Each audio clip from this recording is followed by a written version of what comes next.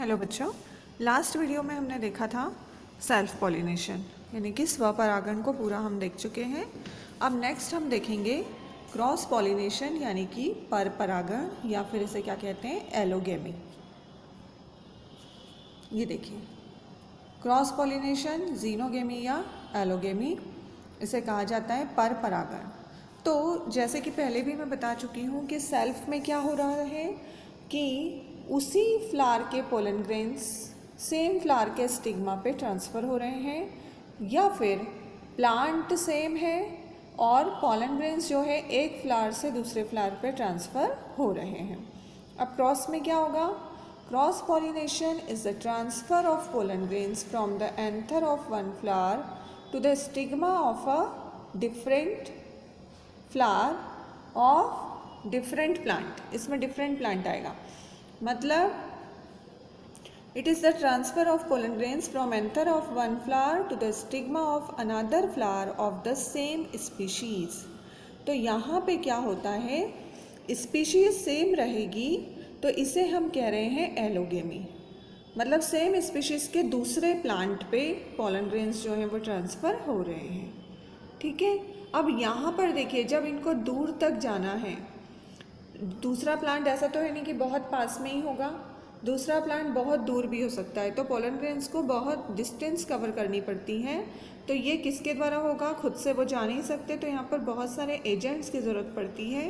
तो ये एजेंट हो सकते हैं इंसेक्ट्स, कीट, फिर एनिमल्स यानी कोई जानवर हो सकता है, विंड यानी हवा हो सकती है, वाटर पानी हो सकता है। तो ये सारे एजेंट्स की ज़रूरत यहाँ पर पड़ती है। और क्रॉस पॉलिनेशन के लिए फ्लावर में बहुत सारे एडेप्टेशन भी होते हैं। क्रॉस पॉलिनेशन जो है एंजियोस्पर्म में बहुत ही कॉमन है, मतलब एंजियोस्पर्म में मेनली क्या होता है, क्रॉस पॉलिनेशन। तो ये आपको क्लियर है क्रॉस पॉलिनेशन क्या हुआ? एक प्लांट से दूसरे प्लांट पे जाना सेम स्पीशीज़ के, क्या कहला रहा है? Cross pollination. देखिए, ये फ्लावर है, यहाँ से एंथर जो है वो दूसरे फ्लावर के स्टिग्मा पे जा रहे हैं, तो ये क्या कहलाएगा? Cross pollination. ये देखिए, अब एजेंसीज ऑफ पॉलिनेशन यानी कि कौन कौन से एजेंट्स की ज़रूरत यहाँ पर पड़ती है। तो कुछ होते हैं एबायोटिक फैक्टर्स और कुछ होते हैं बायोटिक फैक्टर्स या एजेंसीज, आप इसको बोल सकते हैं। तो एबायोटिक यानी नॉन लिविंग, तो इसमें आता है फर्स्ट जो है विंड, हवा, और दूसरा जो है वो है वाटर। तो जब हवा के द्वारा पॉलिनेशन होता है तो उसे हम क्या कह रहे हैं? देखिए, जब हवा या विंड से जब पॉलिनेशन होगा तो उसे हमने क्या नाम दिया है? एनिमोफिली। और दूसरा जो है वाटर से जब होगा तो उसे हमने नाम दिया है हाइड्रोफिली।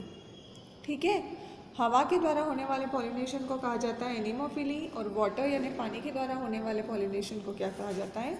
हाइड्रोफिली। फिर उसके बाद कुछ बायोटिक एजेंसीज भी यहाँ पर काम करती है, जैसे फर्स्ट है इंसेक्ट। तो इंसेक्ट के द्वारा यदि पॉलिनेशन हो रहा है, यानी कोई भी कीट जो छोटे छोटे होते हैं इंसेक्ट्स, वो फूलों पे जाते हैं, उनके पैरों में जो है परागकण चिपक जाते हैं, जब वो दूसरे फ्लावर पे जाएंगे तो वहाँ पे वो गिर जाते हैं। तो यदि इंसेक्ट से हो रहा है तो उसे हम कहते हैं एंटेमोफिली, एंटोमोफिली। फिर कुछ बर्ड्स भी पॉलिनेशन में हेल्प करते हैं। बर्ड्स भी क्या होता है, फ्लावर में फ्रूट्स को खाने के लिए प्लांट्स पे जाते हैं।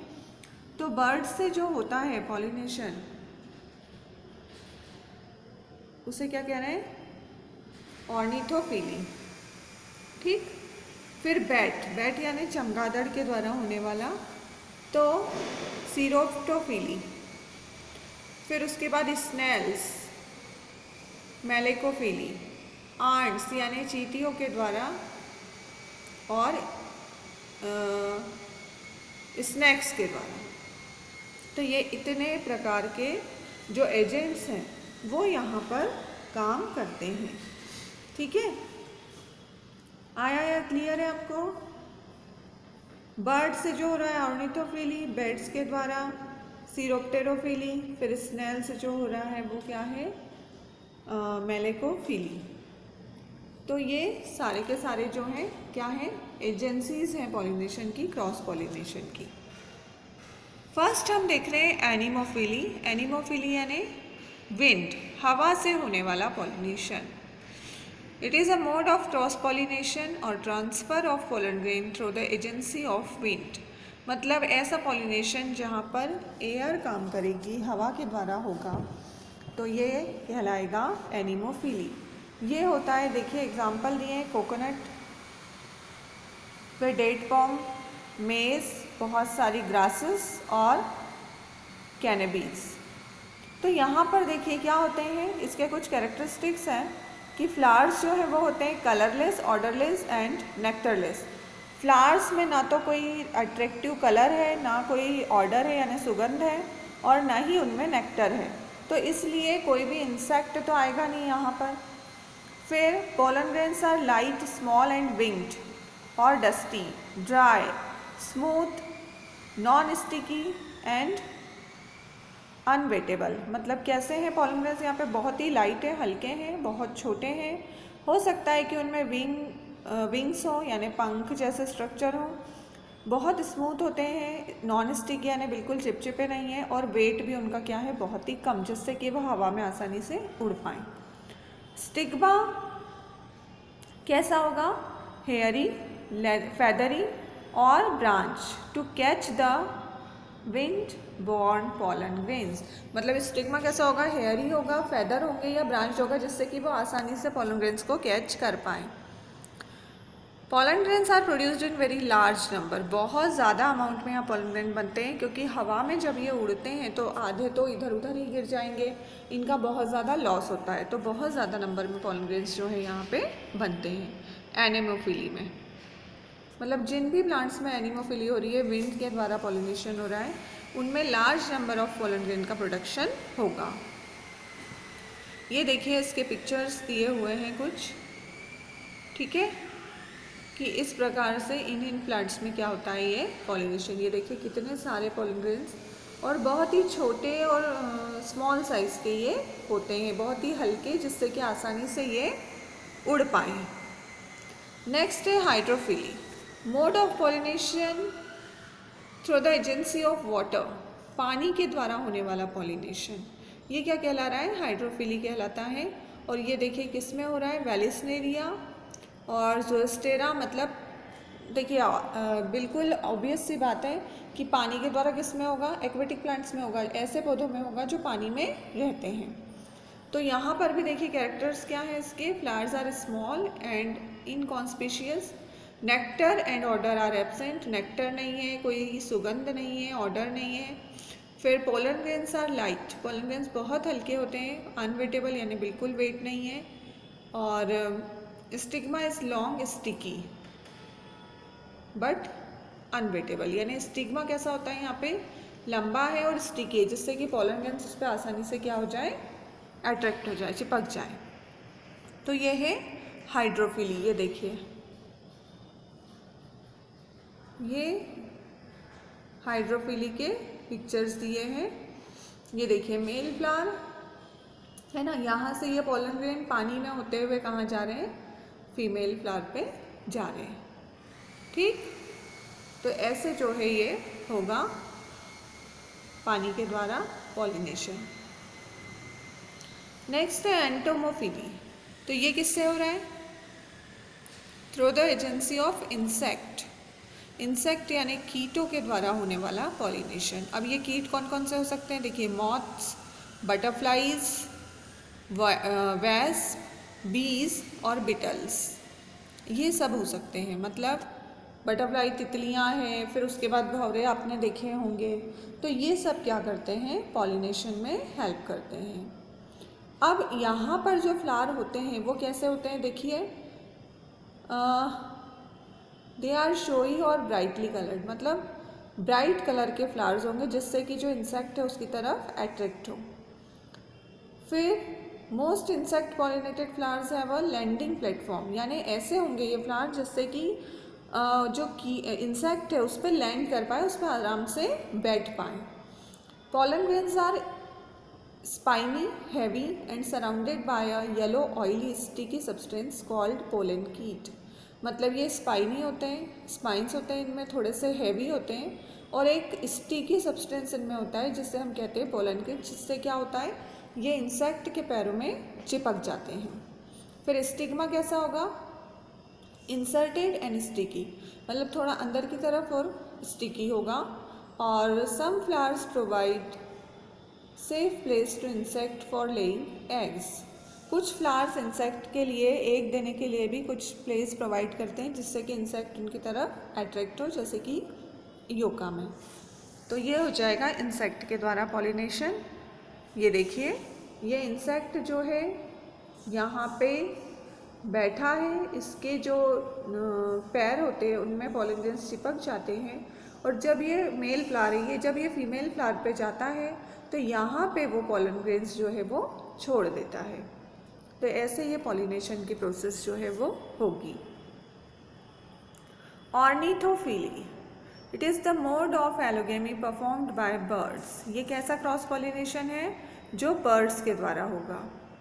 तो केवल कुछ टाइप के बर्ड्स जो हैं वो ही ये सारे बर्ड्स इसमें इन्वॉल्व नहीं होंगे, केवल कुछ बर्ड्स ही ऑर्निथोफिली करते हैं। और कैसे होंगे ये बर्ड्स, जिनमें स्मॉल और लॉन्ग बीक होगी, यानी थोड़ी लंबी चोंच वाले जो होते हैं वो ये प्रोसेस में भाग लेते हैं। अब इनके लिए जो फ्लावर्स हैं वो कैसे होते हैं, देखिए ब्राइट कलर के फ्लावर्स होंगे जैसे कि रेड है, ऑरेंज है, येलो या ब्लू, जिससे कि बर्ड्स उसकी तरफ अट्रैक्ट हो। Floral parts are commonly leathery, जो सारे फ्लोरल पार्ट्स हैं वो कैसे हैं, लेदरी हैं। Ornithophilous flowers secrete abundant watery nectar और हैव एडिबल पार्ट्स, मतलब फ्लावर में क्या होगा, नेक्टर बहुत ज़्यादा होता है जिसके तरफ, या फिर कुछ खाने वाली चीज़ें एडिबल पार्ट्स होते हैं जिससे कि बर्ड्स उनकी तरफ अट्रैक्ट हों।